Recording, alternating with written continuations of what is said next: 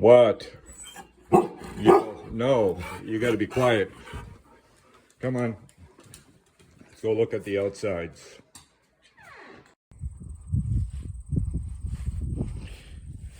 Well, hello. This is my review of a Portage in Maine BL 3444. Let's zoom in and see if we can see that. I'll put the glasses on so I can see. Yeah, a 3444 shaker. I have the optional shaker grill on it for the coal. I've had this unit, it's about 3-4 seasons I've had it so far. And you can see the interiors. The down below you can see the feed on the hot waters and the return lines. The pump, fairly system, I call it the hair dryer, and the controls. And here we are out on the acreage. Chickens are hard at work, and it feeds that house. It's about 6,000 square feet, older build in the 80s, so it eats gas for heating. I was using propane. There's the monster, and it uses up, what is it, it's about $3,000 to fill this monster. Let's see where we're at. Yeah, so she was at the 80% mark when they fill it. It's at 70. This is the middle of summertime, so I filled it up last fall. And there's the unit. Wood shed. I stock about 12 cords of wood in there, and that runs me from November to March, April. Now here's the unit. I haven't emptied it yet this season. This is a leftover ash. You can get an idea of how deep the ash is. This is having burnt about 14 cords of wood this year. It's easy to maintain. You keep throwing in wood twice a day, and every week or so you clean out the top flue section, and you just push the old stuff down, and it drops in through a hole and gets reburnt. The unit's pretty efficient. Here's the dustpan,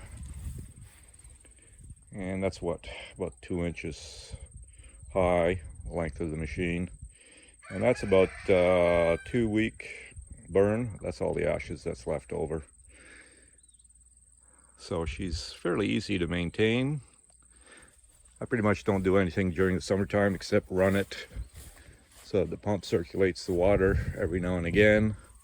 And then in the later on here, I'll empty it, clean it out, and then in the fall just start another fire in it and let it go. You can see a whole bunch of drippings from it. One year I used some really cheap ash, which had a lot of sand in it by the looks of things, and she used to smoke. But if you use a good hardwood that's nice and dry, then you don't have any problems. I generally open the door and I don't get any flashbacks or anything, as long as you're using a good hardwood. But if you're using some pines and stuff like that, when you open that door, you got to stand sideways just to make sure you don't get the flashback out of it. But so instead of spending about $6,000 a year on propane, I only spend, well, if you buy the wood, about $3,500 for the season. But as you can see by my woods, with all my dead, dying ash and a few other trees, you can pretty much heat the house for free. So that's $6,000 in my pocket and no carbon taxes. So hopefully this gives you some ideas what the unit is, and you get your own. Have a good day. Hello, puppy. So this is the interior portions. I don't mind all that stuff. That's water systems. This is where the system begins, and lighting in here is not that great. So the pipe's coming in from the outside, put it in through the wall, and the feed and return lines through here. So as you can see, split through and then across. Over on So I had the system laid out. Now there is radiant floor heating in the house and the garage. And so this boiler has dual sections to it, one for the domestic hot water and one for the heating system. So on the heating system side for the radiant floors, I put a heat exchanger right here, piped it into that system. There's that filter, and then the distribution system. So the heating system over here, the heating system feeds the radiant floor heating inside the house and out into the garage. The rest of the piping feeds up into the little radiators, which are mounted on the forced air system. And I've got dual thermostats, one just to turn the fan on for the winter for the heating system, and then I switch over back to the air conditioning system one.